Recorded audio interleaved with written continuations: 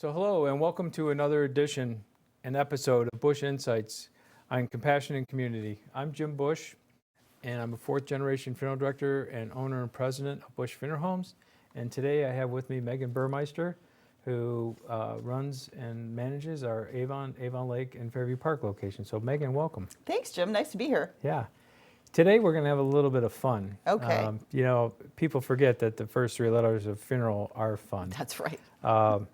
Sometimes we have to have a little bit of levity to keep us sane as to, what we deal with on day to day. So today we are answering some questions from the community on different just random questions. Great. And what they wanted to know about funeral service in general. And so why don't, your career path is always intriguing to me. I mean, you served your apprenticeship with us, Purple Raider, Mount Union. That's right. Give us a little bit of that, but then what are the requirements to become a licensed funeral director? How do you even become one? What's the path to get there? Sure. So my path to becoming a funeral director started when I was young. I had always had an interest in this business. And I grew up across the street from a funeral home. Okay. And that spurred it on even more. My desire to just kind of peek in behind the curtain and see what was going on there. And as a result, I found out that in the state of Ohio, and it's different between every state that you go to, but in the state of Ohio, you need a 4-year degree. All right. To be a funeral director. Purple Raiders. Mount Union Purple Raiders. All right. And then you can do one of two things. You can become a funeral director only, and that requires a 2-year apprenticeship served under a master funeral director at a funeral home. Or you can go to mortuary school and become a dual license, which is an embalmer and a funeral director. And that is a 1-year term in school followed by a 1-year apprenticeship, along with the taking and passing of state and national board exams. So that leads into one of these questions already. Yes. Didn't even know that was going to happen that easily. But why embalming? What is embalming? Why do you embalm somebody? So embalming is a short-term preservation of the body, and that is used nowadays for us to have someone be able to be present for a day or two of public viewing, and also be able to be preserved long enough that family from out of town can get in for services to celebrate their life. Embalming's been around since the Egyptians, Jim, and lost a little bit of we stopped doing it for quite a long time, but then during the Civil War, when boys were away fighting and their parents needed them to come home to be buried in the family plot, embalming started again, and that is really where we saw the rebirth of the embalming process. And the one thing that I've always been intrigued with embalming, it's a preservation, right? I can understand that, but it also helps with the overall appearance of the deceased to look more natural, more like, instead of the hospital event that they maybe just experienced and the death that they experienced or how they died, is that you're able to create a better memory picture? Is that correct? That is exactly correct. Okay. Yes. It helps us with the physical features of the deceased. It helps us with their ability just to look better for their family and friends when they see them in the casket. I always love this one. It's what's the difference between a funeral and a memorial service? So you can also say it to our Irish fans out there, the difference between a wake and a memorial, or a funeral, wake, memorial, gathering, all the different terminology. So maybe just explain a little bit of the difference of terminology and what it means. So I feel like funeral is an umbrella word that kind of encompasses all of that. A memorial service is when we have when we have a time of gathering for folks, whether there's a speaker involved or not, but memorial means no body present. So that can be a picture on a table with a vase of flowers beside it. It could be the urn that is present. But memorial is when we don't have the person that we're honoring there in a casket. A funeral wake often has the body present for visitation. Good. Mm-hmm. Back to the embalming question, because there was another one on that. So that obviously a lot of questions and like, why do we? But the question was, do we embalm prior to cremation?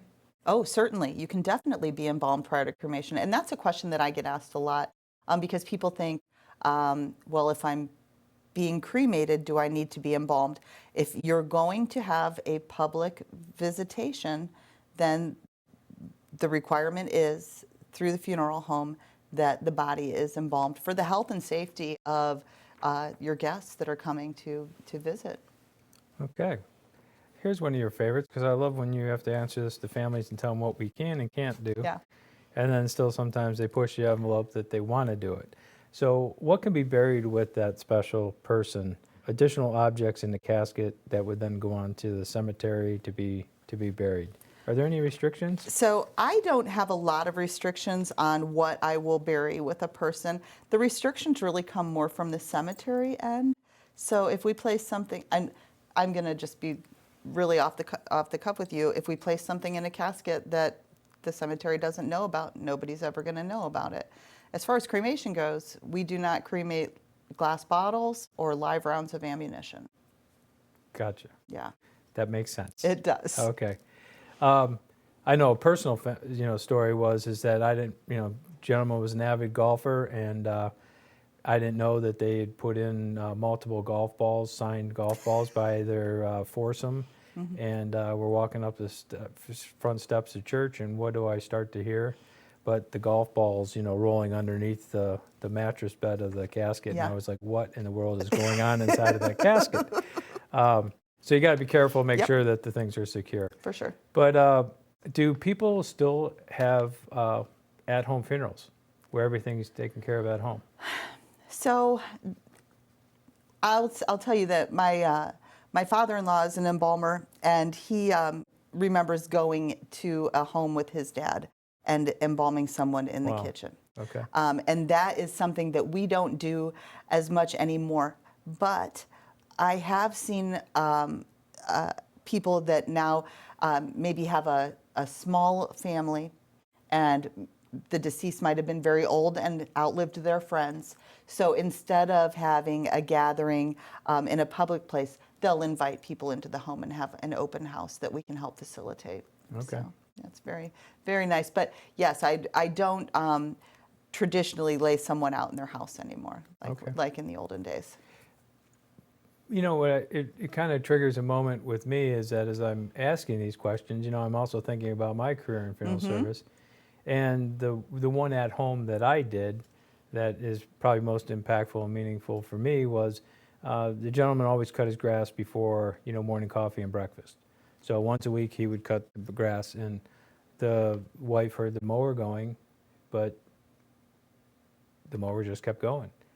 And the husband had fallen and had a massive heart attack and died in the backyard. And when I met with her, she just wanted him home for that one more, morning breakfast and cup of coffee. And so we did bring him home for a private time with the family, at the residence. But I think it's one of those things is that was helpful for her, helped her heal, and was important for her. So we will do whatever. We'll do whatever you need. Okay. Yeah. Because that leads into the other question is, the ones where you've seen, somebody dressed in their favorite football memorabilia and their lazy boy. Those are kind of hard to pull off, but Happy to try. happy to try. Okay. We had a question here about just, again, some of the education and rules around scattering of ashes. So what Yes. are just a couple of the top 2 or 3 rules that you have when it comes to scattering ashes? Well, it is, unless it's on your private property, it is not legal to scatter cremated remains for the most part anywhere without permission. If you have a boat and can get 3 miles out into Lake Erie, it is totally legal to scatter cremated remains in the lake. And, we all hear the stories about people taking their loved ones to a golf course or to a ball field or to Disney World. Not legal. Right. Yeah. Yeah, so the question continued on, have we ever had any of these wash up on the shores?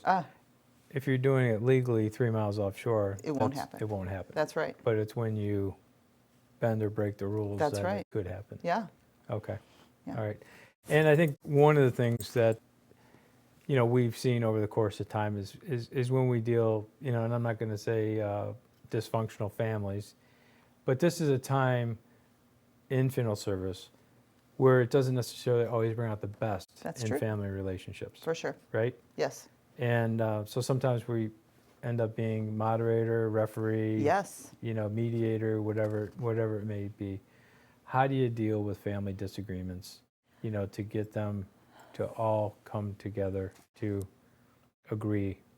So that's a really good question, and that is something that, I will tell you that death a lot of times brings out the worst in people, but for the most part, 95% of the time, I think it brings out the best in us. I think that people want to accomplish the same goal, and have their loved one rest easy, and hopefully not fight. Now, that's me saying 95% of the time. There's still that 5% where I have to ask people to please leave and go home and figure out their disagreement before we can finalize their funeral arrangements.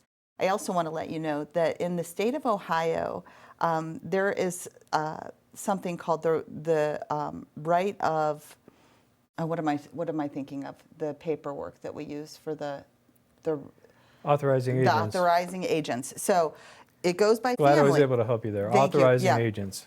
So your authorizing agent is usually your legal next of kin.